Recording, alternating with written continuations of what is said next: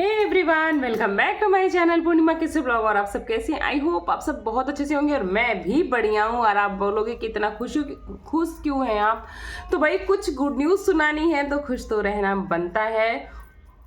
और शायद जिसके बारे में बात कर रही हूँ अच्छे खासे उनके सब्सक्राइबर हैं और बहुत सारे लोग आप लोगों में से उनको जानते भी होंगे।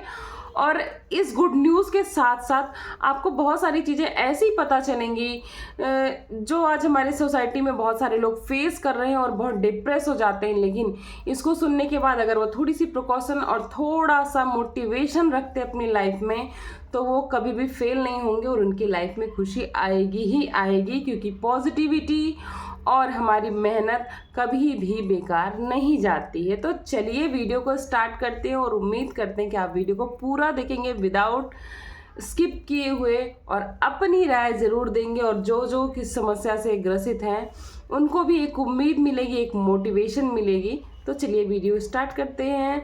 तो it's me Purnima, welcome back to my channel Purnima केसु ब्लॉग। और चैनल को लाइक, सब्सक्राइब एंड शेयर कर दीजिएगा प्लीज़ प्लीज़ प्लीज़।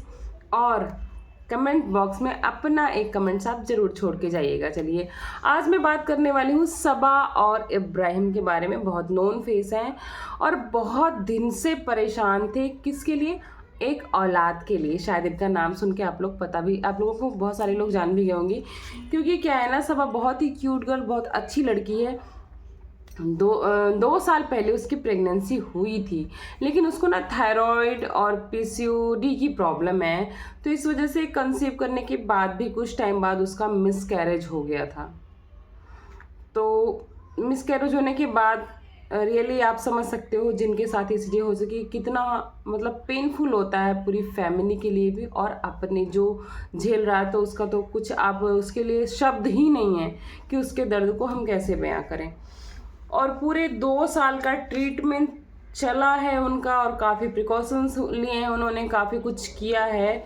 लेकिन इस बीच में सबसे अच्छी बात ये रही है कि उनके पति ने और उनकी फैमिली ने उनका साथ नहीं छोड़ा, उनको डिमोटिवेट नहीं किया, उनको कहीं से परेशान नहीं किया। इवन वो बोलती हैं कि मैं अपनी शॉप पे भी जाती थी ना, तो लोग आते थे अपने बच्चों को मुझे देते थे कि इसके साथ फ़ोटो खिंचवा लो। मुझे इतना अजीब सा लगता था, इसलिए नहीं कि वो अपना बच्चा देख रहे हैं, दे रहे हैं। मैं ये सोचती थी कि मेरे बच्चे नहीं हैं और मैं किसी का बच्चा ले रही हूँ, कहीं उसको बीमार हो जाएगा या कुछ ऐसा हो जाएगा तो कल को ये लोग ना सोचें कि ये बांझ है, इसके पास बच्चे नहीं, इसकी बुरी नज़र लग गई। इस वजह से मुझे मन भी करता था, लेकिन मुझे एक डर रहता था। आज वो अपनी खुशी को बता भी रही थी, लेकिन शायद आज भी वो थोड़ा सा नर्वस भी थी, स्ट्रेस में भी थी, क्योंकि उनकी बताते बताते थोड़ी सांस भी फूल रही थी।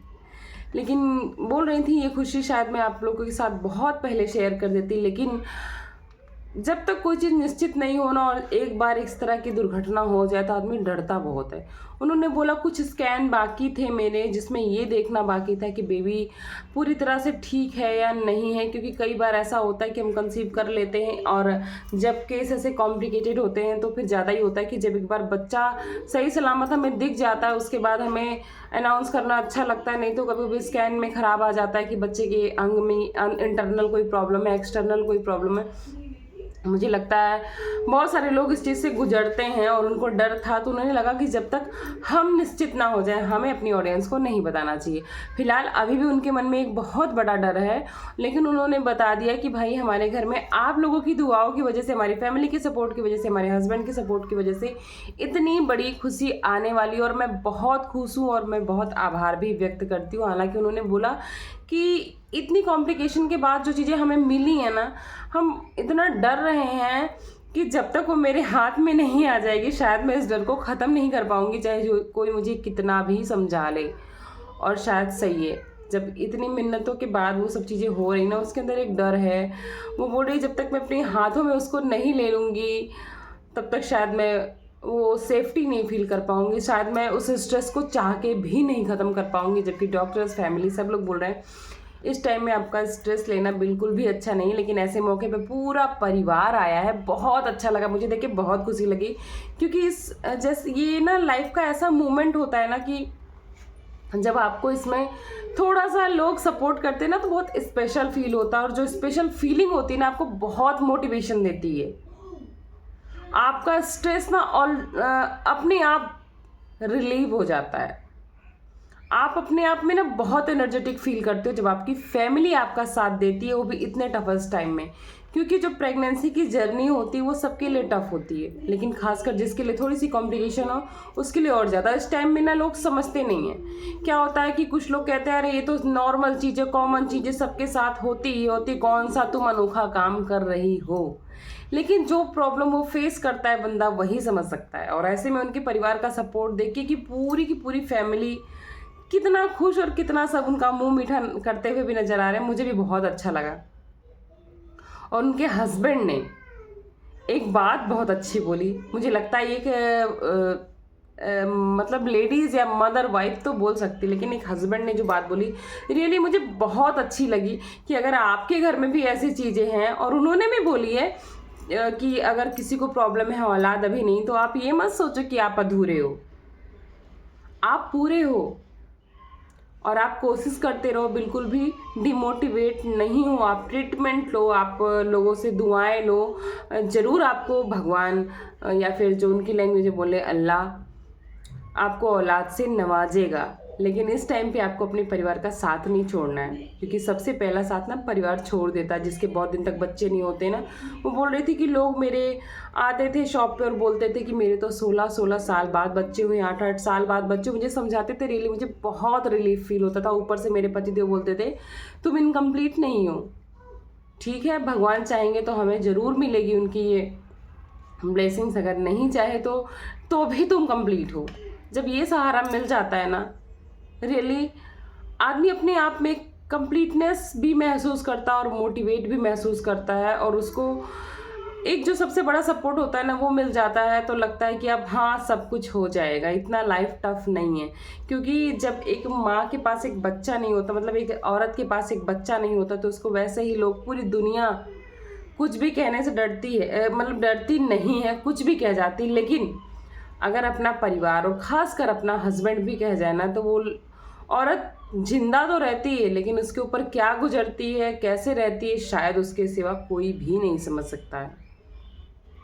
ऐसे बहुत सारे केसेस देखे गए हैं कि औलाद सिर्फ और सिर्फ सारे गुण हैं, अच्छी बहू है, पढ़ी लिखी है, जॉब वाली भी होगी, उसमें से बहुत सारी, खाना भी बनाती, सब कुछ करती, सिर्फ और सिर्फ औलाद ना होने की वजह से लोग औरतों को छोड़ देते हैं, दूसरी शादी कर लेते हैं। चाहे वो कमी आदमी के अंदर हो, चाहे वो कमी औरत के अंदर हो, ये जानने में लोग बाद में इच्छुक होते हैं, बिना जाने ही लोग छोड़ देते हैं। लेकिन हर बार मैं एक बात बहुत क्लियर बताना चाहूँगी, हर बार कमी औरत के अंदर नहीं होती है, कभी कभी आदमी के अंदर होती है। पर औरत बहुत ईजिली खुशी खुशी अपना चेकअप कराती है। मैं इसलिए ये चीज़ बोल रही हूँ कि मेरे ही गांव में ये घटना है, रिलेशन में मेरे अंकल आंटी हैं, कि वो आंटी बहुत खुशी खुशी अपना चेकअप करा लेती थी कि हाँ मेरे अंदर कोई कमी होगी तो सही हो जाएगी, और मैं भी एक औलाद पा जाऊंगी, और मेरा भी एक मान सम्मान होगा पति की नज़र में, समाज की नज़र में। लेकिन जो वो जेंट्स थे, यानी अंकल थे मेरे, वो नहीं कराते थे। वो मेरे रियल अंकल नहीं थे, लेकिन नहीं कराते थे, क्योंकि उनको एक ईगो लगता था कि मैं जेंट्स हूँ, मेरे अंदर तो कोई कमी हो ही नहीं सकती है। लेकिन पता है जब चेकअप हुआ ना, तो कमी जेंट्स के अंदर थी, लेडीज़ के अंदर नहीं थी। लेकिन इस चीज़ को एक्सेप्ट ही नहीं कर पाते हैं लोग, सारी की सारी कमी ला के औरत पे थोप देते हैं। ये बहुत बैड थिंग्स है।